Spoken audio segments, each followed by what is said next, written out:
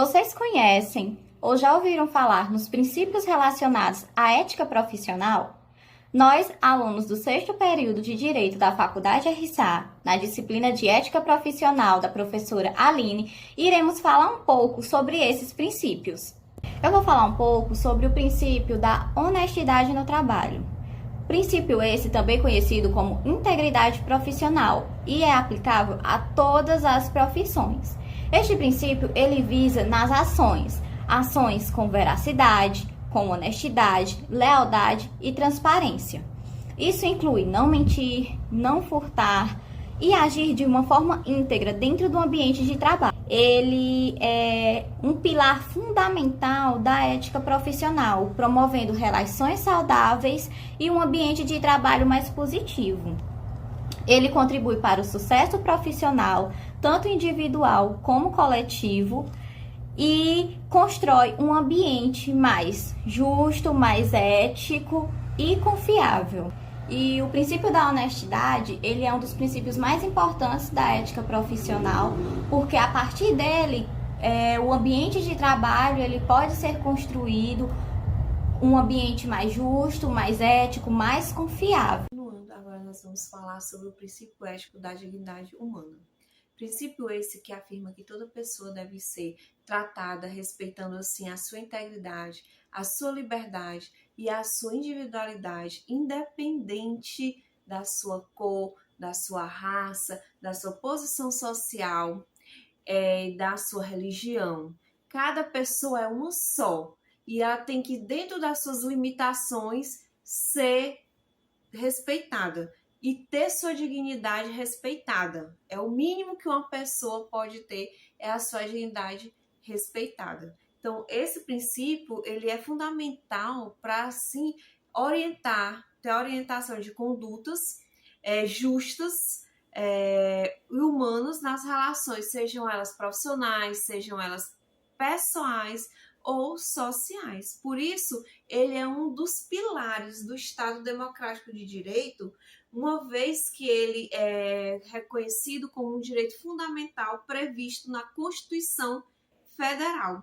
Então, agir de acordo com esse princípio da dignidade humana é você não discriminar as pessoas porque são diferentes, é respeitar as limitações, a sua liberdade de escolha, ou seja, a sua autonomia de cada um, garantindo assim uma condição de vida digna, rejeitando qualquer forma de violência, de discriminação ou desvalorização do outro. Então, se sabe que promover a dignidade humana é essencial para que a gente tenha uma construção de uma sociedade justa, solidária e ética.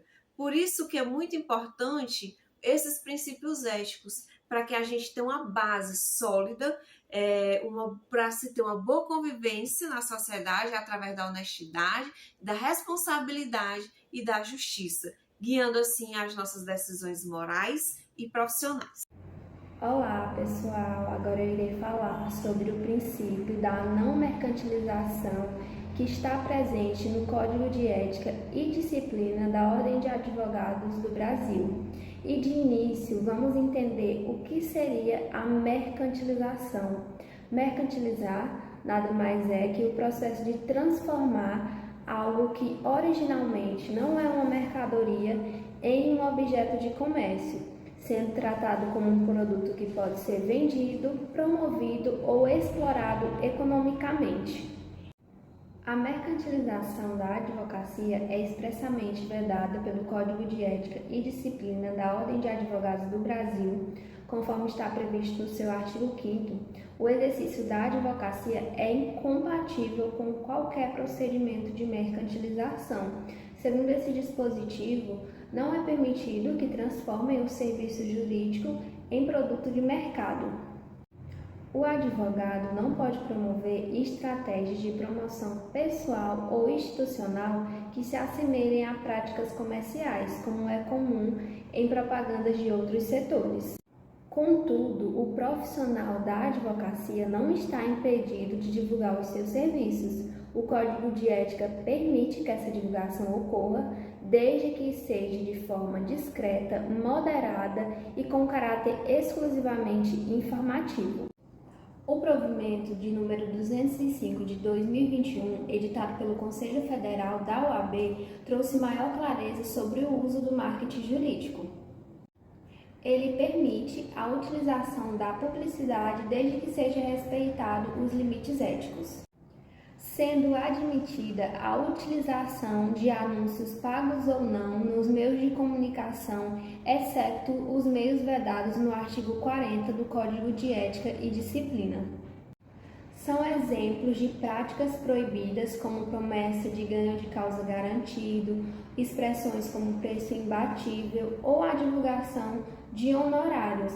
Essas divulgações, elas são proibidas e podem acarretar em sanções disciplinares. Em suma, o advogado, ele sempre deve manter uma postura ética, zelando pela sua profissão. A publicidade é permitida na advocacia, mas deve ter como foco a informação ao público e não a captação de clientela. Ainda tem mais um importante princípio que você, advogado ou futuro advogado, precisa saber para exercer a sua profissão.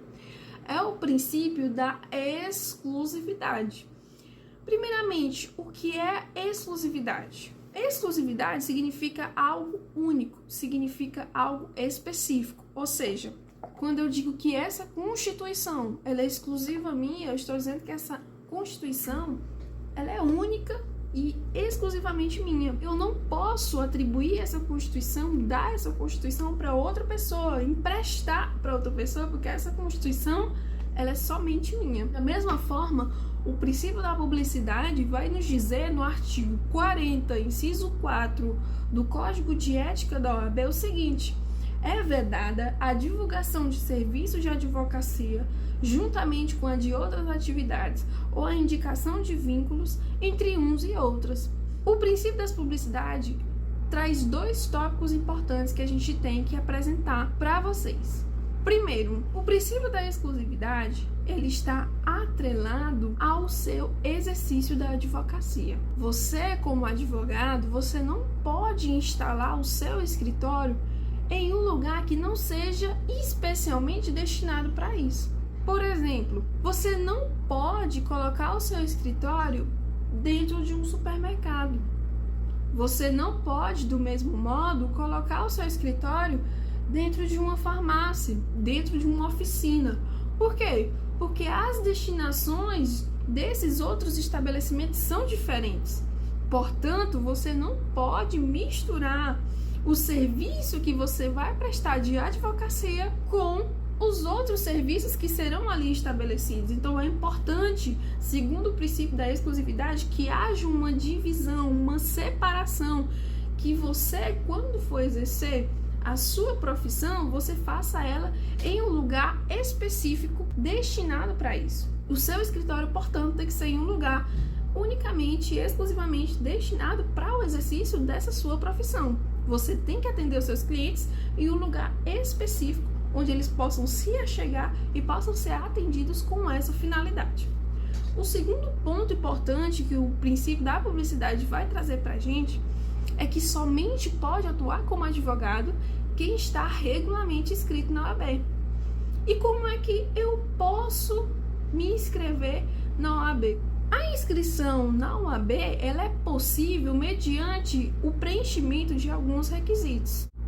O primeiro requisito importante é o requisito da capacidade civil. Ou seja, para que seja possível eu alcançar a inscrição na OAB, eu ter a minha carteirinha na OAB, eu preciso ter pelo menos 18 anos completos. Eu preciso atingir a maioridade. O segundo requisito é que você tem que apresentar o seu título de eleitor. E se você for homem, a quitação de serviço militar também. Mais um requisito é que você tem que ter a sua certidão ou seu diploma de graduação em Direito em instituição credenciada ou autorizada. Outro requisito é a exigência da aprovação do exame da ordem. Outro requisito também é não exercer atividade incompatível com o exercício da advocacia e também ter idoneidade moral. E aí, Você está preparado para exercer o princípio da exclusividade quando estiver atuando? Ou se você já estiver atuando, você já aplicava esse princípio?